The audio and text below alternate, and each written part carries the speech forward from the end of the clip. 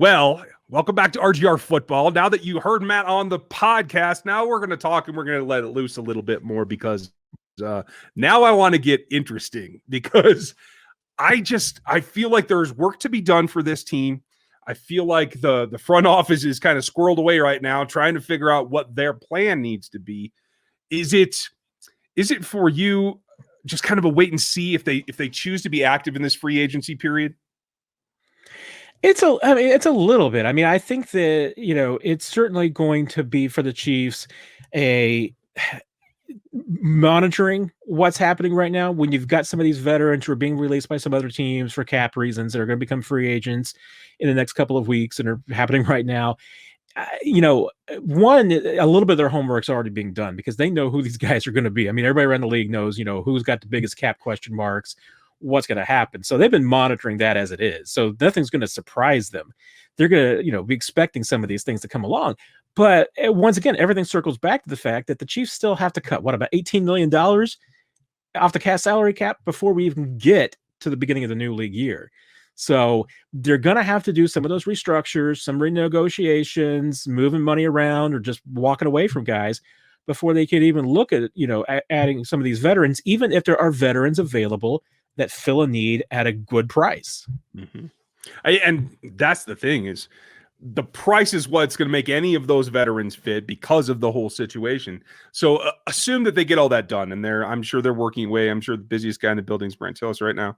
We'll see how that all works out. But when and if they do, they get squared away, they get themselves under the cap so they can start making some of those maneuvers. And I think there's probably two stages here where they plunge under the cap and then they have a little bit more room, a couple other deals they can do to make things happen. Is it still, in your opinion, someplace that veterans, when they do get released, will still take a hefty discount? How much does this last collapse in Super Bowl tarnish some of that? Or do you think it's still got the draw? Yeah, I don't think it tarnishes it at all. I mean, I still think that you're going to get guys who are going to be willing to come to Kansas City on less than below market deals because they want to play with Patrick Mahomes, they want to chase rings, they want to play for Andy Reid. I mean, those are all things that are still going to be happening in Kansas City. I mean, just because of what happened in the Super Bowl doesn't mean this is a 10-6 team all of a sudden that nobody has any faith in. I mean, this is still a team that everybody thinks is going to be a contender for the Super Bowl next year and beyond. So, yeah, I mean, if you've got some veterans who, maybe just have something left in the tank, but they want to go somewhere where they can win, Chiefs are still going to be at the top of that list. And it's going to be it's going to be individual decisions about, who wants to come below market rate. There's still going to be guys who want to do both, who want to make money and chase and ring. And if that's the case, they're not going to come to Kansas City because there's no money for them. So that's just going to be the reality. I mean, if somebody wants $14 million a year, they're not coming to Kansas City and chasing that ring because Chiefs don't have $14 million to be given out to anybody. So, there's that. But no, I mean, Kansas City is still going to be an allure. You're still going to see it. To me, I mean, there's probably going to be two ways to win free agency. And one is probably going to be some teams who maybe get in early and maybe get some deals done before the market kind of figures out where it is that are maybe a little bit below market. Because I think right now the expectation is that the market's just going to be terrible for players because the salary cap's not going to be going up as much as expected.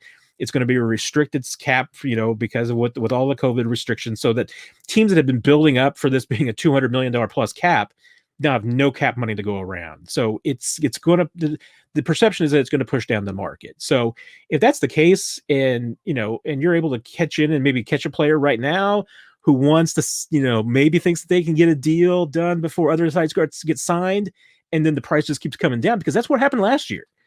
A few guys signed early, and then after that, the price just dropped to the floor.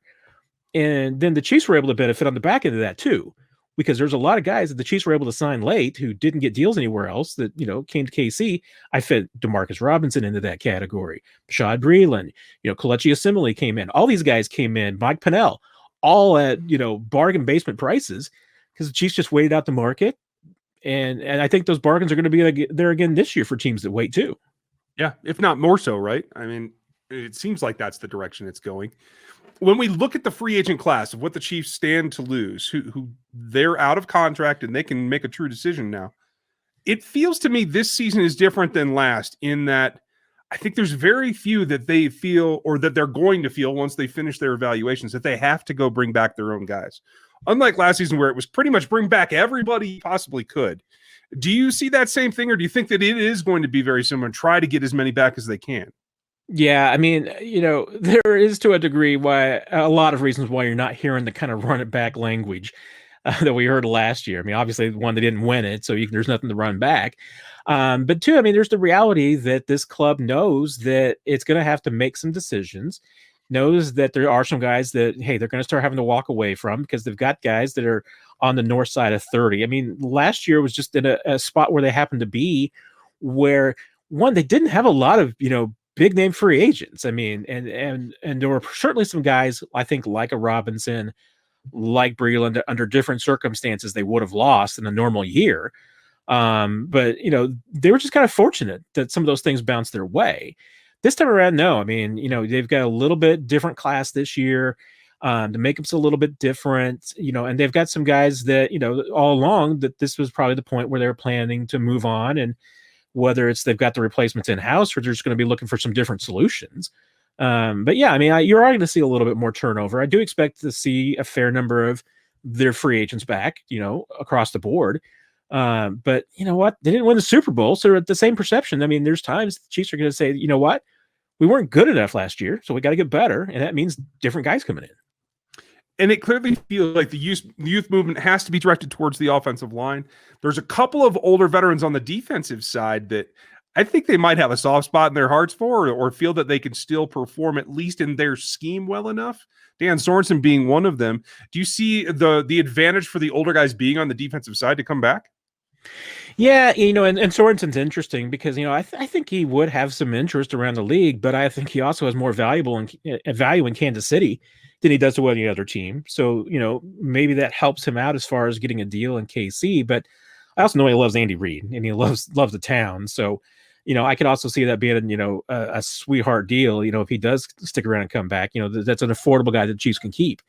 Yeah, offensive line I think is going to be really interesting because that's the group where I think that not only are you dealing with youth and age at some positions that you need to get younger at some spots, but I think there's a perception, and I think that perception is inside the building too, that the Chiefs need a different mentality, that they need a different type of player on the offensive line, that they need to change that style a little bit. So, it's, to me, that's going to be a little bit of how much they react to the Super Bowl.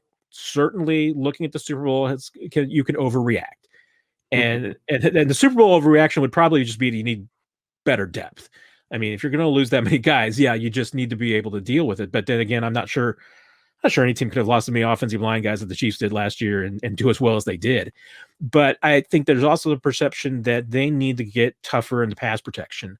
And that means a different type of player than what they have now. So that is not just a financial decision. I mean, that's a philosophical decision that you got to figure out. And if you're going to do that transition, you got to start with it now. I like the way that you put that, although I'm surprised you mentioned the pass rush has to change, because I feel like what we saw the Buccaneers do is going to set up the rest of the league even more so than last year. I think they're going to feel like just play your coverage and dare them to run, because half the time they won't do it anyway. So for me, it makes me think that they need to adjust maybe philosophically in the way that they go about run blocking, but getting more man and gap type blockers as well, and not staying with just the zone stereotype. Am I off on that, or does it play into the pass rush being still more important? Yeah, I wonder if that plays in a little bit to, once again, do you overreact to the Super Bowl? Because it's easy to look at the Super Bowl and say that, the Chiefs run blocking was an issue. Well, you know what? I don't think the problem in the Super Bowl was run blocking. I think the issue was the Chiefs didn't run the football. I mean, had they run the football a few times, I think they would have done okay because there were some light boxes out there. I mean, Devin White's out there taunting you, Yeah. poor Clyde Edwards-Helaire saying, why didn't you run the football? But that's the kind of thing that you have to look at. And you can't, as the Chiefs, I think, are going to, probably talk about this. I think you'll hear it from Brett Veach. We've heard a little bit post game from Andy Reid in the sense that you can't overreact to one thing. You need to take a look at the whole season and the body of work.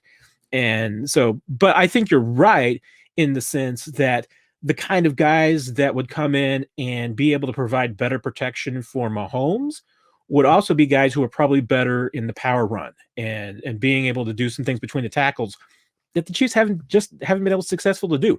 Also, the kind of guys who would be good in the red zone and short yardage situations, which is again an area where they've struggled. Mm-hmm. And I think that's got to be the focus. I'm really interested to see what they do. Anybody out there that you in particular would like to see them go try to wrangle out from somebody else's roster? There's a lot of good candidates out there in some different spots. I mean, I think there's a lot of, wishing that could be out there. And some of the wishes, I don't know if they'd just be a good fit or not. I mean, some of the names that are out there, that's one of the reasons why I think Sammy Watkins is probably a good fit to come back for this team, because the Chiefs love Sammy Watkins. Sammy Watkins loves Kansas City, loves Andy Reid. For all the faults that you can list off with Watkins over the last couple of seasons, the fact is that they're productive when he's been healthy and at the right price. He's a good guy to have back.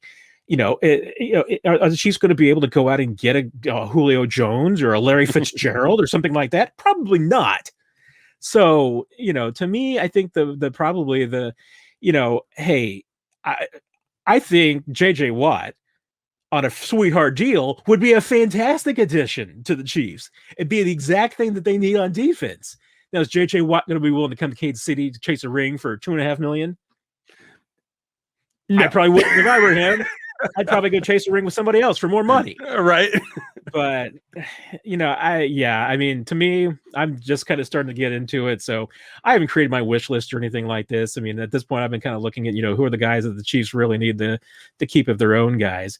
Because I'll tell you, not that you can't do some things with the salary cap and not that you can't move some money around, but I think as a Chiefs fan, you probably just need to prepare yourself that this is going to be the year where Christmas is going to be a little lean. You got a really nice couple of Christmas presents last summer, So I think that, hey, if that full scale replica Millennium Falcon isn't under the tree, just remember you got one last July. So the 1,500 piece one is still nice. Okay. I'm working on that one right now. Hey, the $175 Millennium Falcon Lego set, I would die for that. I don't need the fancy. I don't need the big one. I don't need the $1,500 one. We don't have the time anyway. So, hey, we'll just keep doing this and talking about this team. Thanks for all the time, Matt. Of course, Ryan. We'll have you back pretty soon, folks. Thanks for watching us today. This is RGR Football. We'll catch you next time. Thanks for watching this video from the team at RGR Football. Click these videos to see more and subscribe to RGR Football.